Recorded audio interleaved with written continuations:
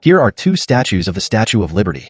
This statue was probably made around 2003 to 2004, and I designed it. This was made by the same family that made the original Statue of Liberty, and it was designed by me. After he completed it, he said, "Can you tell me what the concept of your design is?" I put it in my office. I said, "This is called the Chinese Communist Party. She is holding quotations from Mao Zedong and preparing to rape freedom and the rule of law system of the West." This is the first one. This was made more than 10 years ago. 9 years ago, I asked him again to do another one. You can see his family's logo on the back of this one. The Statue of Liberty and the American Statue of Liberty were gifts from him, and they all have his family's logo. When he found out what my intention was, he dare not put his family logo on it.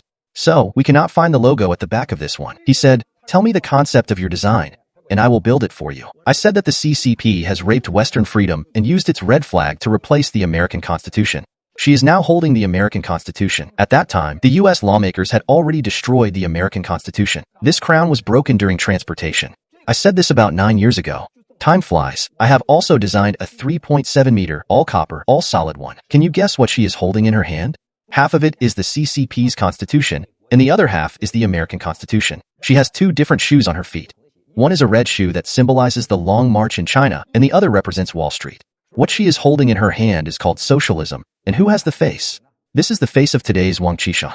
It was very different and cost a lot of money. When I started the whistleblower movement, he refused to give it to me, and it is still in France. The root cause of all US problems related to the CCP is that Americans have high expectations, while the CCP is actually very low in standards. I told them, Americans are very high-minded about any issue. There must be the rule of law, morals, beliefs, and human rights. So, all of you are thinking that the CCP is also like this. On the contrary, this is where your problem comes from.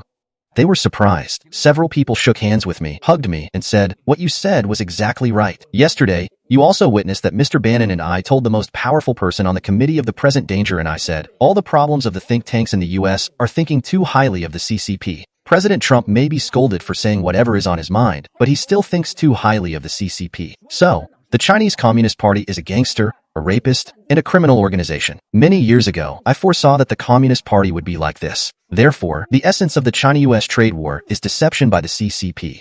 So, the US must change and no longer assess the CCP based on the rule of law, beliefs, standards, and human rights.